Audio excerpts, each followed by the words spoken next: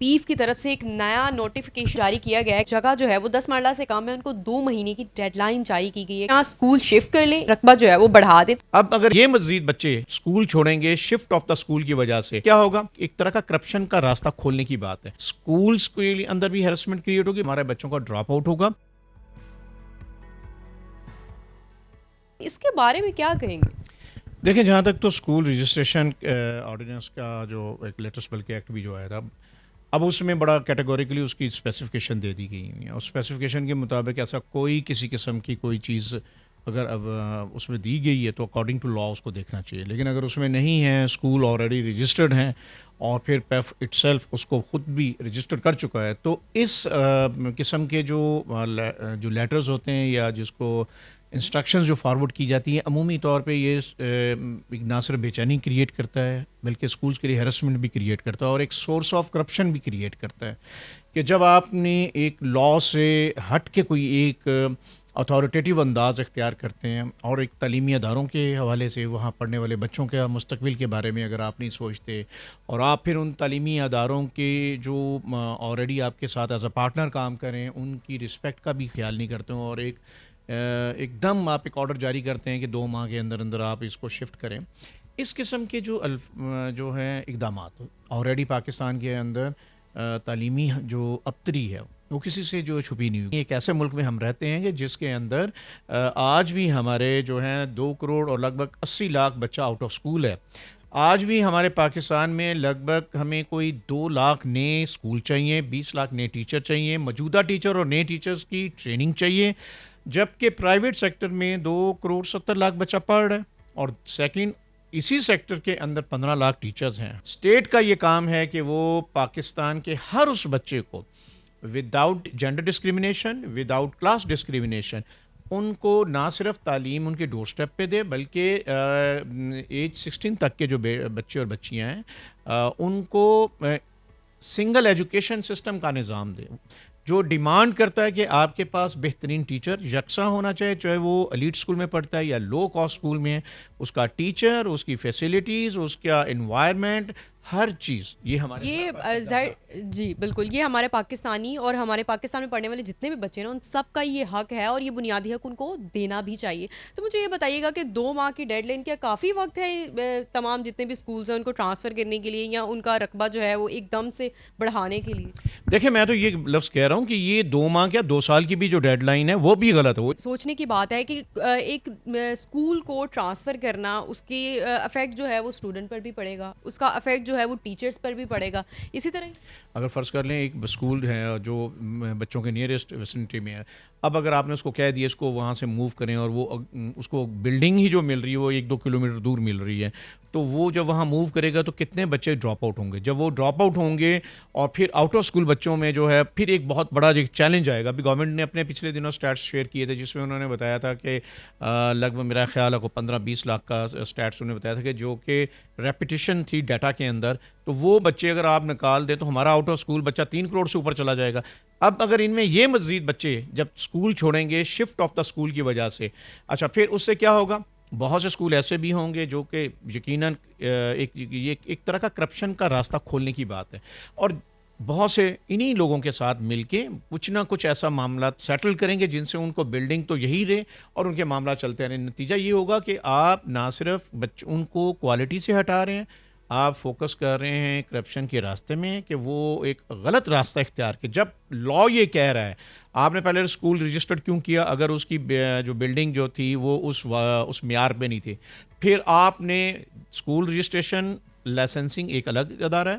اور پھر آپ کا پیف کا ایک اپنا ہے, تو اگر 2 اداروں نے اس کو رجسٹرڈ اپنے ساتھ کیا ہے تو اب کس طرح سے آپ ان کو یہ کہہ سکتے ہیں؟ تو یہ میرا خیال ہے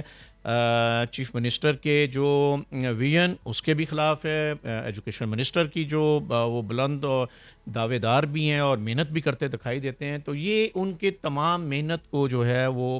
ضائع کرنے کے مترادف ہے, اور اس سے نہ صرف اسکولس کے اندر بھی ہیرسمنٹ کریٹ ہوگی بلکہ ہمارے بچوں کا ڈراپ آؤٹ ہوگا, اور نتیجہ یہ ہے کہ پبلک پرائیویٹ پارٹنرشپ کے اوپر بہت ایک اس کا برا اثر ہوگا. میرا خیال ہے کہ گورنمنٹ کو فیسیلیٹیٹ کرنا چاہیے, اور میں بلکہ آپ کے اس پروگرام کی وجہ سے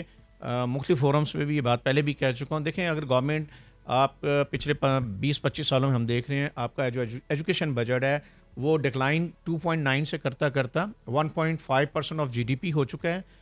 گورنمنٹ کے پاس پیسہ نہیں ہے, پیسہ خرچنا نہیں چاہتی, تو پھر ایک کام کریں, فیسیلیٹیٹ کریں. جو لوگ اچھا آپ سے پرفارم کر رہے ہیں آپ ان کو سپورٹ کریں, آپ ان کو کم از کم, آپ نے مختلف ماضی میں بھی دیکھا ٹیکس ایمنسٹی ڈکلیئر ہوئی ہیں, اور کنسٹرکشن انڈسٹری میں بھی پچھلی گورنمنٹ نے بھی یہ ایمنسٹی ڈکلیئر کی. تو وائی ناٹ ان ایجوکیشن,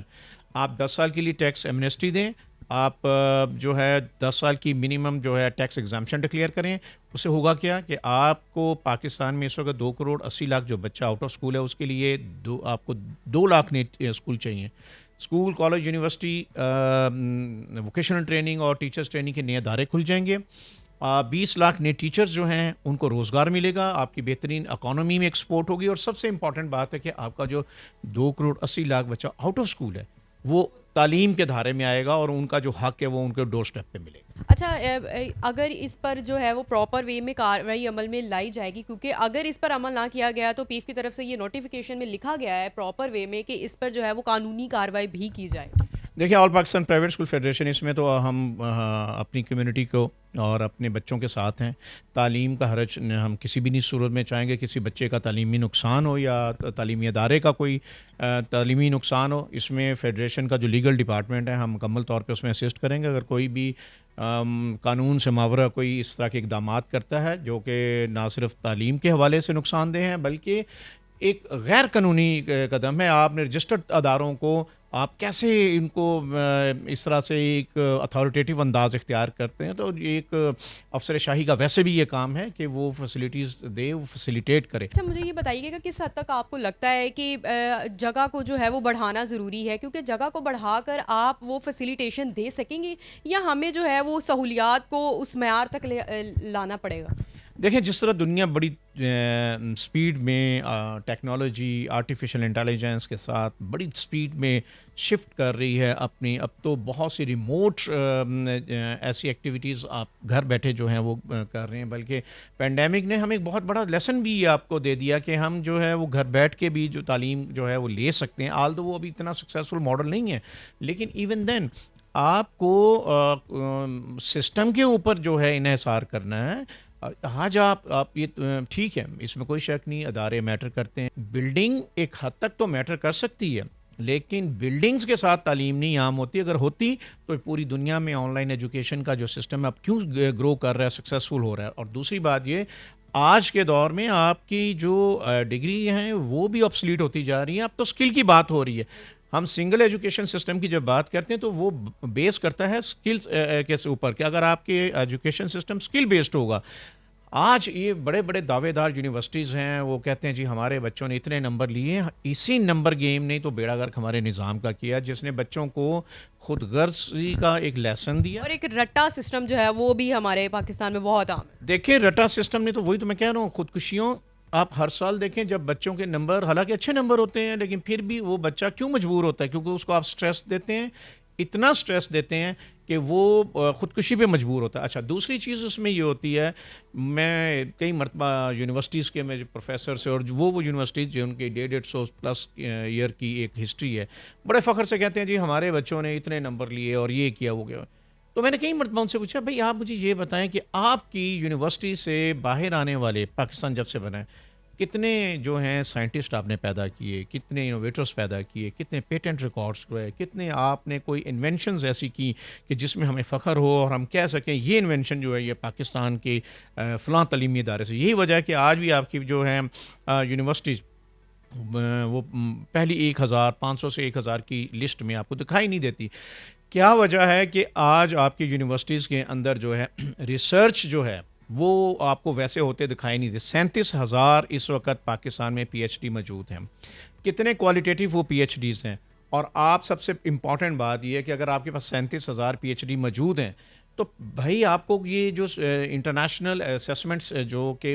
مختلف ادارے یہاں پہ بنے ہوئے ہیں, جو کہ ہر سال ہم سے 35 ارب روپے سے زیادہ ہمارے بچوں سے اسیسمنٹ فیس کے نام پہ لے کے جاتے ہیں, کیوں اس قابل نہیں ہیں آپ کے بورڈز کہ وہ انٹرنیشنل سٹینڈرڈ کا ایک یہاں پہ اسیسمنٹ سسٹم ہو اور جو پورے پاکستان کا اسیسمنٹ کو جو ہے کیٹر کر رہا ہو. یہی وجہ ہے کہ ہم نے بورڈز کے اوپر پھر انٹری ٹیسٹ کا نظام دیا, کیونکہ ہمیں اپنے بورڈز پہ بھی جو ہے وہ یقین نہیں ہے. اور آپ اس کے باوجود چاہے وہ آپ سندھ میں دیکھ لیں ڈگریاں بک رہی ہیں, آپ کے پنجاب میں ڈگریاں بکنے کے واقعات آتے ہیں, آپ کو پورے پاکستان میں بے شمار ایسے ادارے, اور پھر ایک چیک اس کے بعد اس کے اوپر دوسرے اینٹی ٹیسٹ چیک. لہٰذا ضرورت ہے ایک ایجوکیشن سسٹم کی جو پولیٹیکل بیسڈ سلوگن پہ نہ ہو, جیسے ماضی میں سنگل نیشنل کریکولم کی بات کی, that was a one part. آپ کو single education system without gender discrimination اور وداؤٹ کلاس ڈسکرمنیشن ہوگا, امیر اور غریب کے بچے کو یکساں معیار تعلیم ملے گا, تب یہ ملک اور خاص طور پہ اردو لینگویج جو ہے اس میں ہوگا, تب یہ آپ یہ کہیں گے لیول پلینگ فیلڈ ملا ہے.